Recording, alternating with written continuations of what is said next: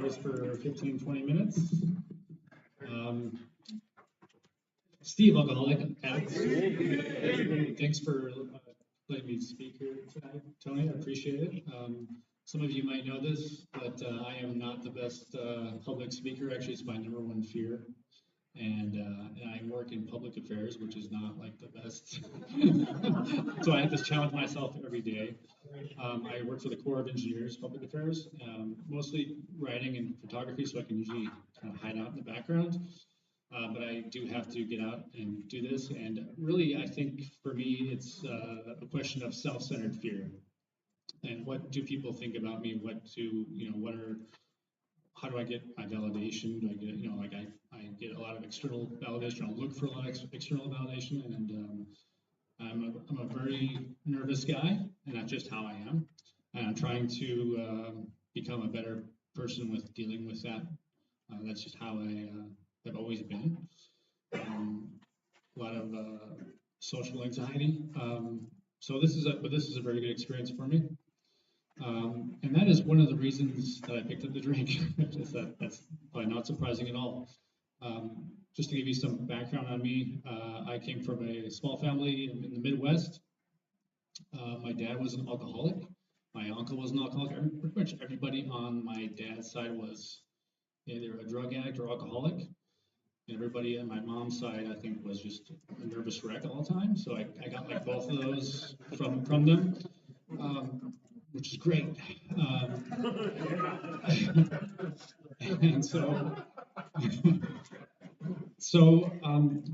but I saw the effects that alcohol could have on like my family. I kind of tore my family apart. It was a response. I mean, the choices my dad made when I was a kid had to do with the divorce, and it was when he was in his disease very, very strongly. So he ended up dying of this disease 8 years ago, and his dad died of this disease. And so I didn't start drinking until I was 21 because I was so terrified of. I knew I would, if I took a drink, I would, become addicted to it and become an alcoholic. And I was right. So that worked out for me. No, but I tried to abstain for as long as possible. But in college, I had my first buzz. And I was like, it didn't register as some kind of like beautiful escape from the social anxiety, but I just liked the feeling, I didn't start really drinking until I was in the military. I was in the military for 5 years in the Army from 2002 to 2007. That's where I learned how to drink. And after I got out, I got in trouble a little bit in the military, but nothing really bad happened. No really bad consequences. I always mention this, but I did crash my car on the Autobahn once, and I got a DUI for that. It was a hit and run. I didn't hit anybody. I hit like a sign, and I just took off. And then the German bullets, I saw the grass on my car, and they like, where are you? So I was like, nowhere. But so that was like my first brush with like the law, but. Since then, I've been arrested. I've never really done time. I've always gotten out of trouble. I think it's like half luck and half manipulation, honestly, which I'm not proud of. But after the Army, I had a really bad breakup with a long-term girlfriend. It was 7 years, and that actually put me like into like full court press for like alcoholism. I drank every night, and I fell in with this crowd that actually I later learned had connections to the cartel because I was living in El Paso at the time. So I was getting really good cocaine, and I couldn't believe that I held on to the job as long as I did. Actually, I didn't get fired, but I came very close many times. And so if you ever want to get a job where it's really hard to get fired, get a federal job like I have. But I did, I came close so many times to doing it. And every time I would kind of exhaust the goodwill of, people around me, my employers, I would move on. I would apply for another job and move on. So I've lived all over the world. Right now I work for the Corps of Engineers as a civilian. And so I moved here from Alabama. I moved there from Germany. And I have had a lot of great opportunities, but I felt like with this disease and the choices I've made, I've really wasted a lot of opportunities. One guy I was stationed with, another civilian in Germany, he was my age, and he didn't have alcoholism, and he took advantage of everything. He took advantage of all the opportunities to travel around Europe. He learned German, he learned Polish, he got married, he bought a car, he lives in Belgium now. It was interesting to see like how a person a lot like me would operate without this disease and without these poor choices and this like maladaptive way of living. So I don't want to get too far into those into the weeds, but I started to explore other substances. I did pretty much anything that people put in front of me: meth, heroin, cocaine. The only thing I really didn't like was weed because it gave me panic attacks. So, but somehow the psychosis from meth was fine with me, I guess.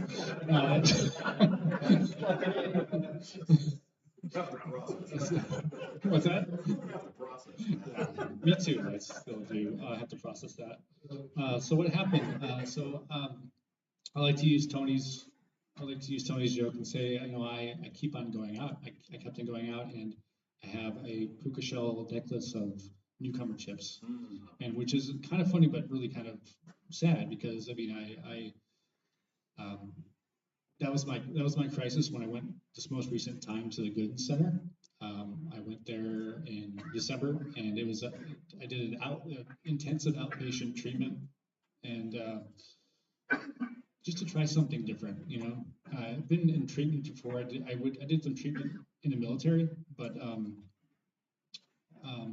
doing this, I kind of I don't know what tomorrow holds, but I think like this has been this is going to open up like my mind a little bit to and my heart a little bit to actually quite a lot to this program and what it offers, and not taking for granted like everything I take for granted in life, which is like almost everything, including this program. And it's not that I can't get this program down in my head. I just I've gone every time I go out, it's because I choose not to use the resources that are given to me so freely, and I choose not to connect with people.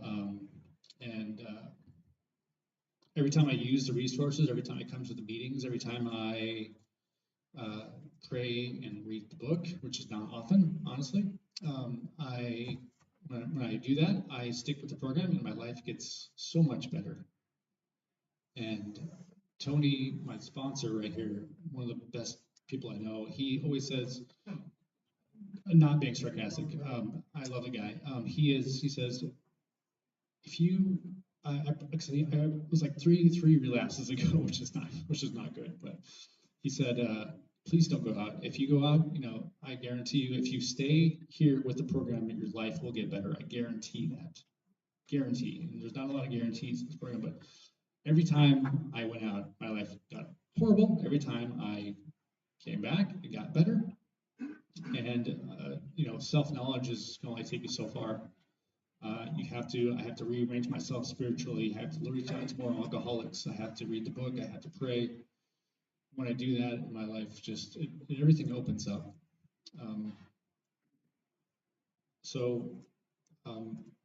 And this very last time I went out, which was in October or November, or October into November, I remember I was, even in my state that I was in, I decided I needed to, the only way I was going to stop drinking, I had an idea that I was going to, I needed to put myself in the most desperate situation, the most dangerous, desperate situation, which was a horrible idea. But at the time, it sounded right in my head. And I believed if I gave myself the gift of desperation, that I would be desperate and come back and be fine, and and be okay, and never come back, or never come back from, never go back out. But I remember something that Tony said to me, and he said, "You can stop thinking anytime." And so that resonated with me at that time, because it's not my place to give myself a sense of desperation. I just need to do my best. I turned my will, it was one of those many moments where I turned my will over to God, and came back and decided to do something different. Went to the Gooden Center. I told my boss I had a problem. Honestly, I didn't talk about drugs, but I said I had a problem. I had alcoholism, and I was so honest about it that she said, "Yeah, well, my son, he's got schizophrenia, and he's in and out of treatment facilities all the time because he does drugs as a coping mechanism." And she was very honest, and I just kept connected with everybody, my sponsor, with all my trudging buddies. I might seem like I'm standoffish or shy, which I am, but I love everybody in this room, and I'm closer to people at work. I'm closer to people. I have 2 roommates, and we get along great because I do the right thing at home. I'm very interested in what people have to say, how they are, which is a completely different thing to me now, completely than it was before. So what it's like now,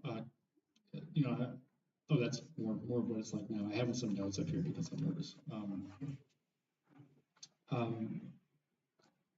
I was going through my history with a counselor at the Gooden Center, Mike Dukes. I don't know if you know him, but we were just going over the history of just every time I went out, and not every time, but all these different times I went out and came back, and I just had this kind of a dumb realization that like those were the best times of my life when I was doing the right thing. I was working in recovery, when I was connected with people. All these contrary actions I was doing that I wouldn't do with my own, devices.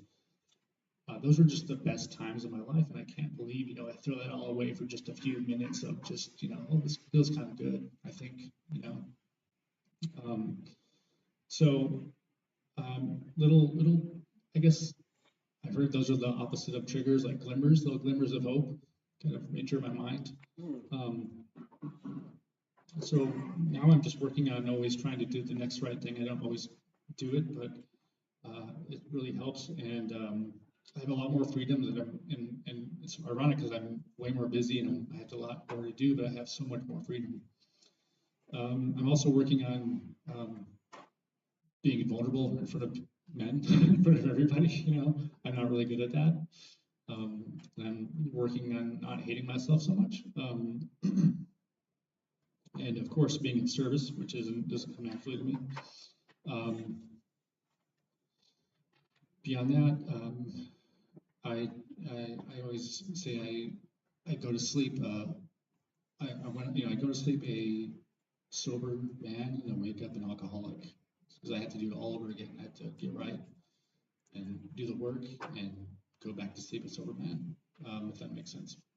I think that's all I had.